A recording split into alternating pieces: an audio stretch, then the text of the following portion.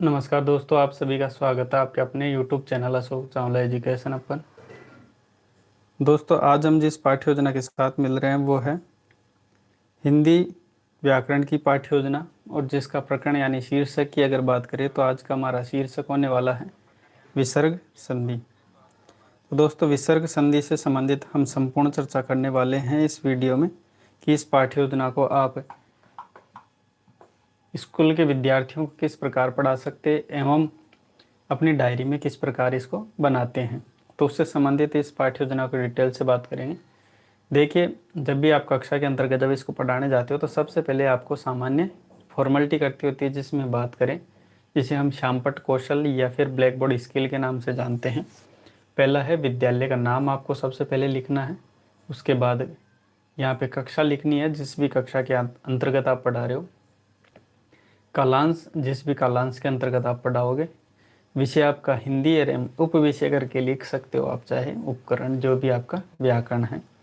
दिनांक मैंने आज की डेट डाली है, आप जिस भी दिन इसको पढ़ाओ उस दिन की डेट अपने अनुसार डाल सकते हो। दिन भी उस दिन का डाल लीजिए। अवधि आपकी निश्चित होती है 35 मिनट। शीर्षक की बात करें तो देखिए, पाठ्य योजना पढ़ाते समय ये विशेष ध्यान रखा जाता है, शीर्षक का आप तब लिखते हो जब आप उद्देश्य कथन करते हो। उससे पहले शीर्षक नहीं लिखते हो। डायरी में हालांकि पहले लिख देते हैं, लेकिन जब आप बच्चों को पढ़ाओ तो ये विशेष ध्यान रखें, ब्लैक बोर्ड पर प्रकरण का नाम आपको स्टार्टिंग में नहीं लिखना है। बात कर रहे हैं उद्देश्य, क्योंकि देखिए किसी भी पाठ्य योजना को पढ़ाने से पहले उसके कुछ उद्देश्य निर्धारित किए जाते हैं। तो पहले हम बात करें सामान्य उद्देश्य, जो कि हमारे विषय से संबंधित होते हैं। पहले इनको जांच लेते हैं। छात्रों में हिंदी व्याकरण के प्रति रुचि उत्पन्न करना।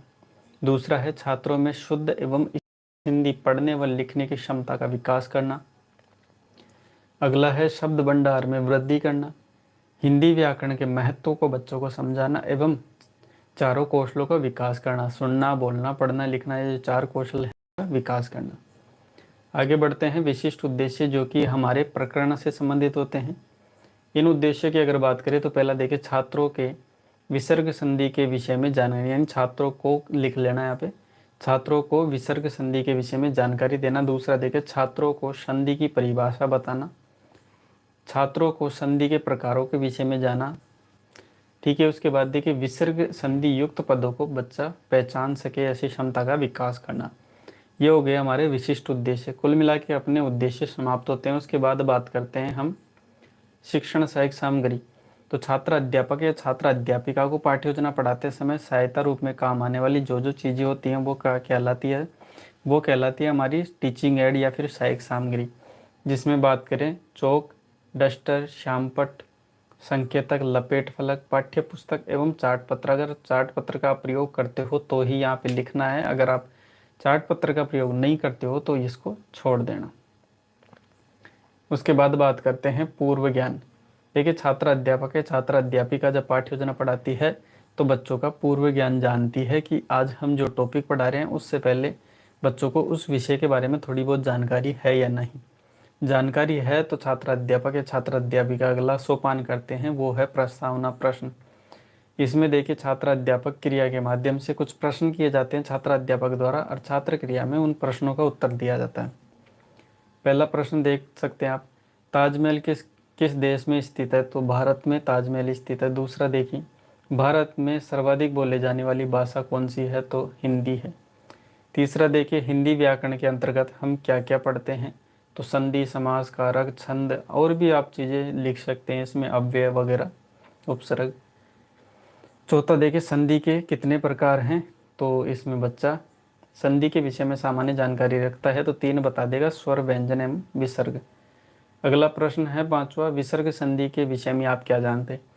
बच्चा जितना जानता है उतना बता देता है। जहाँ पे बच्चा समस्यात्मक होता है वहाँ पे छात्र अध्यापक द्वारा अगला कथन या फिर अगला सोपान किया जाता है, उद्देश्य कथन। इसमें छात्र अध्यापक बच्चों को निर्देश देता है कि प्रिय छात्रों, आज हम विसर्ग संधि के विषय में विस्तार से पढ़ेंगे।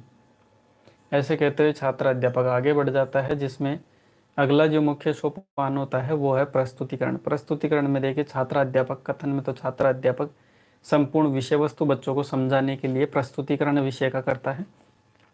छात्र कथन में छात्र क्या है, छात्र अध्यापक द्वारा पूछे गए प्रश्नों का जवाब देता है एवं मुख्य सारी बातें वो ध्यानपूर्वक सुनता है। श्याम पट कार्य या फिर श्याम पट सारांश में क्या होता है कि छात्र अध्यापक द्वारा जो विषय वस्तु पढ़ाई जाती है, इस विषय वस्तु में से ही कुछ मुख्य बातें होती है जो आपको यहाँ पे लिखनी होती है, जिसे आप ब्लैक शीट होती है आपकी, जो काली पट्टियाँ होती है ब्लैक शीट होती है, उस ब्लैक पर लिखकर आपको यहाँ पे चिपकाना होता है। ठीक है, तो विषय वस्तु प्रारंभ करते हैं, जिसमें प्रस्तुतिकरण की अगर बात करें तो सबसे पहले संधि की परिभाषा दी जाती है कि दो वर्णों के मेल से संधि कहते हैं जिसमें विकार उत्पन्न होता है। उस बने सार्थक शब्द को क्या कहते हैं? संधि युक्त शब्द।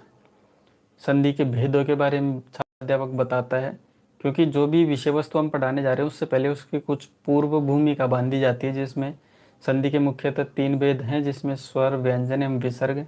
फिर विसर्ग की अगर मुख्य रूप से हम विसर्ग पढ़ने वाले हैं तो विसर्ग के बारे में परिभाषा देंगे कि विसर्ग संधि तो विसर्ग से साथ अथवा स्वर एवं व्यंजन के अगर मेल हो जाता है और उससे कुछ विकार उत्पन्न होता है तो उसे विसर्ग संधि कहते हैं। उसके उदाहरण के रूप में मनोरथ, यशोदा, निश्चल एवं निर्गुण इत्यादि हैं।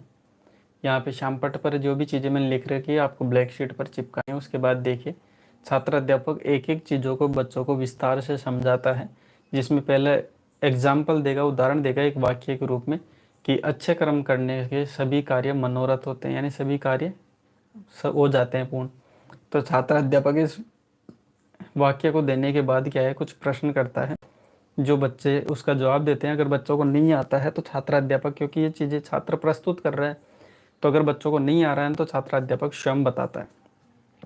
ठीक है, पहला प्रश्न करता है कि प्रस्तुत वाक्य में रेखांकित पद कौन सा है, तो यहाँ पे रेखांकित किया गया मनोरथ को, तो बच्चा बता देगा इजीली।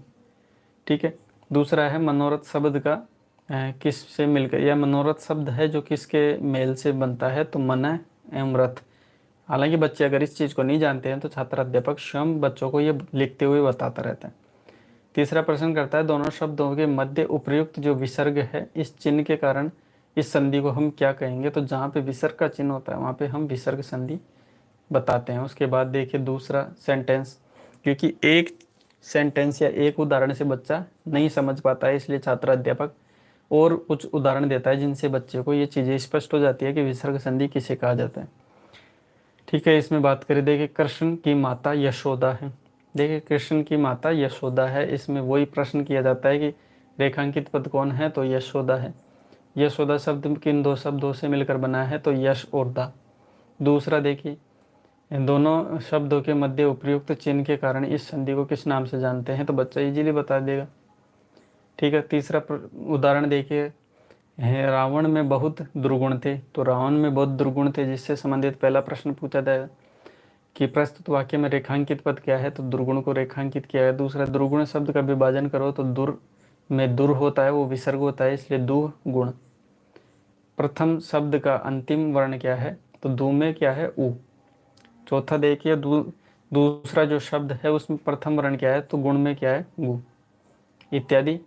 ये चीज़ें छात्र अध्यापक द्वारा बच्चों को पहले समझा दी जाती है। उसके बाद अगला सोपान है नियमीकरण। इसमें छात्र अध्यापक द्वारा नियम प्रस्तुत किया जाता है जो कि बच्चों को बताता है कि विसर्ग संधि है क्या। तो इसमें मुख्य रूप से छात्र अध्यापक विसर्ग संधि, देखिए थोड़ी गले में थोड़ी प्रॉब्लम है, अभी क्या है कि 1-1.5 घंटे की लाइव क्लास लिया था, इस वजह से थोड़ी बोलने में थोड़ी समस्या है, तो थोड़ा मैनेज कर लेना, आवाज़ थोड़ी कम आएगी ना। नियमीकरण में छात्र अध्यापक इसमें विषय वस्तु के आधार पर बच्चों को बताता है कि जो चीज़ पढ़ लिया आपने ठीक है, लेकिन वो पढ़ने के बाद एक नियम निर्धारित किया जाता है, उसमें नियम बनाया जाता है कि इस नियम को आप किसी भी उदाहरण में डाल के देख लीजिए, वो आपका इजीली हो जाता है। जैसे यहाँ पे पहला देखिए ए और आ, अगर ऐसी प्लस से पहले अगर ऐसी कोई स्थिति देखते हो और प्लस के बाद आप या तो स्वर में ए या फिर वर्ग का तीसरा चौथा पांचवा या फिर य व र ल इत्यादि देखते हो, तो वहाँ पर विसर्ग को आपको क्या करना होता है, विसर्ग का उ करना होता है। दूसरा देखिए एक नियम बनाया आपने कि ए और आ को छोड़कर, यानी ए और आ प्लस से पहले नहीं होने चाहिए, उसके बाद चाहे स्वर हो या फिर वर्ग का तीसरा चौथा पांचवा हो या फिर य व र ल, ये चारों हों, तो उसके बाद क्या होता है, विसर्ग का र कर दिया जाता है। ये हमने दुर्गुण में और यशोदा में देख लिया है, तो इसलिए इसका नियम भी बना दिया। अब बच्चों के सामने अगर दुर्गुण की जगह निर्गुण भी दे देंगे, निर्जर भी दे देंगे, तो बच्चा उसको समझ के आराम से इजीली कर लेता है। अब छात्र अध्यापक संपूर्ण विषय वस्तु पढ़ा देता है, नियम भी बना देता है। अब बच्चों को कितना समझ में आया ये जानने के लिए जो प्रश्न किए जाते हैं ना, उसे बोध प्रश्न कहा जाता है। जिसमें देखिए पहला प्रश्न, संधि के कितने भेद हैं, ये सामान्य प्रश्न पूछे जाते हैं। ये प्रश्न पूछे जाते हैं ना बोध प्रश्न, वो आप जो विषय वस्तु पढ़ा चुके हैं उसी में से ही पूछे जाते हैं। तो बता देगा 3 है, स्वर, व्यंजन एवं विसर्ग। दूसरा प्रश्न करेगा विसर्ग संधि की परिभाषा बताइए। तो विसर्ग के बाद अगर स्वर या व्यंजन रहने पर विकार जो उत्पन्न होता है वही क्या कहलाती है, विसर्ग संधि। अब आगे देखिए, आगे जो सोपान है वो है कक्षा कार्य। कक्षा कार्य में क्या होता है कि छात्र अध्यापक बच्चों को ज्ञान तो कर लेता है प्रश्न पूछ के, लेकिन बच्चों को कुछ एग्जाम्पल और देता है जिनको बच्चों को वहीं कक्षा के अंतर्गत करवाता है। इसलिए इस सोपान को कक्षा कार्य कहा जाता है, जो कि कक्षा के अंतर्गत ही बच्चे के सामने कुछ उदाहरण देता है और उन उदाहरणों को बच्चे करवाता है।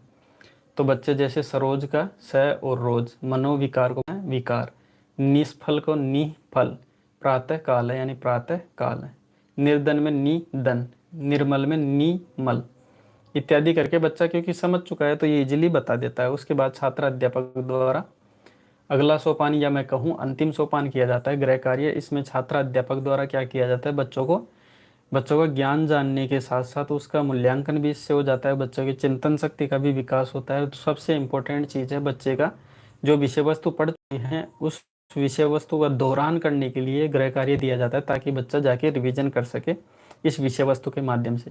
तो छात्र अध्यापक जो प्रश्न देता है वो देखते हैं। सभी छात्र विसर्ग संधि के 10-10 उदाहरण लेकर आएँ। ठीक है, तो सभी छात्र विसर्ग संधि के 10-10 उदाहरण लेकर आएंगे लिखकर। तो बच्चों का अवश्य बात है, बच्चों का चिंतन इसमें विकसित होगा, बच्चों का दौरान भी हो जाएगा, क्योंकि विसर्ग संधि पढ़ी है तो विसर्ग संधि से संबंधित वो यहाँ पे लिख कर लेके आएंगे सारे उदाहरण। उत्तर पुस्तिका में सभी चीज़ें वो लिख कर लेके आएगा। तो दोस्तों ये थी पाठ्य योजना विसर्ग संधि, जो कि हिंदी व्याकरण की पाठ्य योजना है। अगर कोई बच्चा पूछता है कक्षा विशेष की तो कक्षा पर विशेष ध्यान रखिए। आप व्याकरण की पाठ्य योजना के लिए मैं पहले से ही विशेषता बताता हूँ कि व्याकरण की पाठ्य योजना को आप किसी भी कक्षा में पढ़ा सकते हो, आपको कहीं पे कोई डरने की आवश्यकता नहीं है। ठीक है, इसकी PDF की लिंक में मैं डिस्क्रिप्शन में वीडियो के नीचे डाल दूंगा। थोड़ा समय लगेगा, थोड़ी देर बाद में डाल पाऊंगा, बाकी जिसको अर्जेंट है वो अभी बना सकते हो।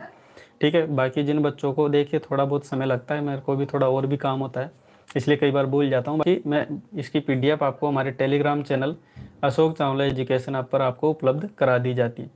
ठीक है, अगर किसी बच्चे को कोई अन्य पाठ्य योजना चाहिए तो ये हमारे व्हाट्सअप नंबर है, यहाँ पे आप उपलब्ध हो जाती है। ठीक है, वहाँ पे आप विषय वस्तु भेज सकते हैं और नई पाठ्य योजना प्राप्त कर सकते हैं हमारे चैनल अशोक चावला एजुकेशन के माध्यम से। तो दोस्तों ये थी पाठ्य योजना विसर्ग संधि, जो कि हिंदी व्याकरण की पाठ्य योजना है, यहाँ पे होती है समाप्त। बाकी मिलते हैं ऐसी नई रोचक पाठ्य योजना के साथ। वीडियो देखने के लिए आपका बहुत बहुत धन्यवाद।